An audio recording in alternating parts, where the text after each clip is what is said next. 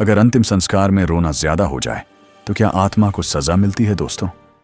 कभी आपने सोचा है जिसे हम प्यार कहते हैं, वही प्यार आत्मा की सबसे बड़ी कैद बन सकता है।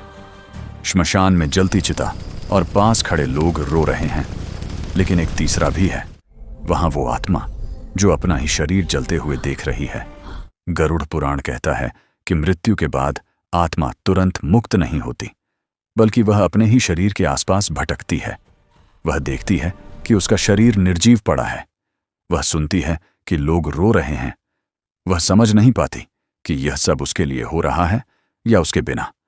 और ठीक इसी समय अगर अंतिम संस्कार में रोना सीमाओं को पार कर जाए, अगर विलाप चीख में बदल जाए, अगर बार बार मृत व्यक्ति को नाम लेकर पुकारा जाए, तो शास्त्रों के अनुसार यह आत्मा के लिए करुणा नहीं बल्कि सबसे बड़ी बाधा बन जाता है।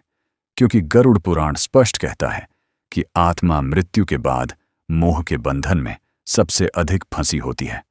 उसे अभी भी लगता है कि यह शरीर उसका है, यह घर उसका है, यह परिवार उसका है। और जब वह अपनों को रोते हुए देखती है तो उसका मोह और गहरा हो जाता है।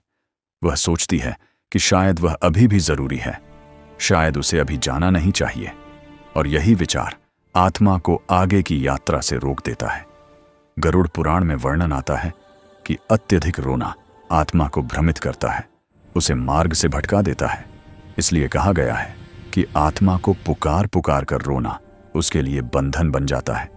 यह रोना आत्मा को वापस नहीं बुलाता, क्योंकि आत्मा शरीर में लौट नहीं सकती, लेकिन यह रोना आत्मा को यम मार्ग पर आगे बढ़ने से रोक देता है।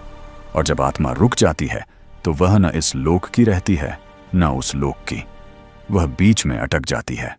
गरुड़ पुराण में बताया गया है कि ऐसी आत्माएं घर, श्मशान या अपने प्रिय स्थानों के आसपास भटकती रहती हैं, क्योंकि उनके मन में यह भावना बैठ जाती है कि अगर वे चली गईं तो उनके अपनों का क्या होगा।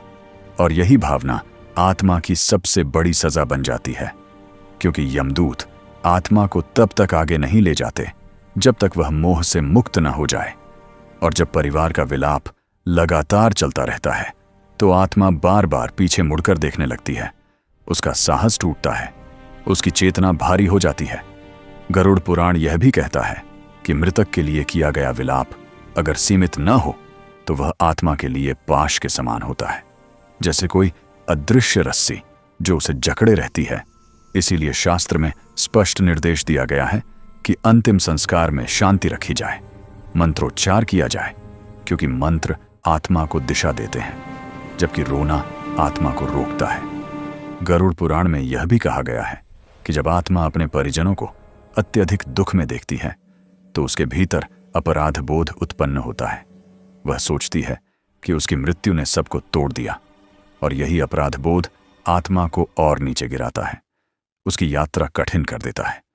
इसीलिए पिंडदान, तेरहवीं और श्राद्ध का उद्देश्य भी यही है कि आत्मा को यह संकेत मिले कि उसके पीछे के कार्य पूर्ण हो रहे हैं, अब उसे लौटने की आवश्यकता नहीं है। गरुड़ पुराण यह नहीं कहता कि रोना पाप है, लेकिन यह अवश्य कहता है कि असंयमित विलाप आत्मा के लिए बाधा है। इसलिए रो मत, जाने दो। यह वाक्य निर्दयता का नहीं बल्कि शास्त्रीय करुणा का प्रतीक है। इसका अर्थ है कि प्रेम रखो, लेकिन आत्मा को बांधो मत, उसे मुक्त होने दो। क्योंकि जो आत्मा मोह में बंध गई उसकी यह मार्ग की यात्रा कई गुना कठिन हो जाती है।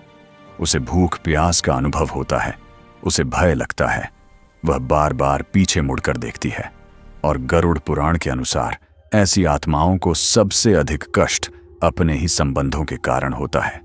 इसलिए शास्त्र यह सिखाते हैं कि अंतिम विदाई में आंसू कम और प्रार्थना अधिक हो, क्योंकि प्रार्थना आत्मा को बल देती है, आशीर्वाद उसे हल्का करता है और मौन उसे रास्ता दिखाता है।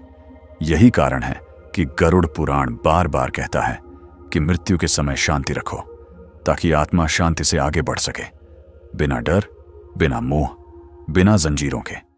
क्योंकि आत्मा की सबसे बड़ी मुक्ति यही है कि उसे रोका न जाए, बल्कि श्रद्धा के साथ विदा किया जाए।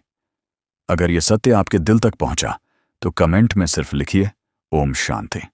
अगले वीडियो में हम बात करेंगे मृत्यु के बाद आत्मा सबसे पहले किससे मिलती है।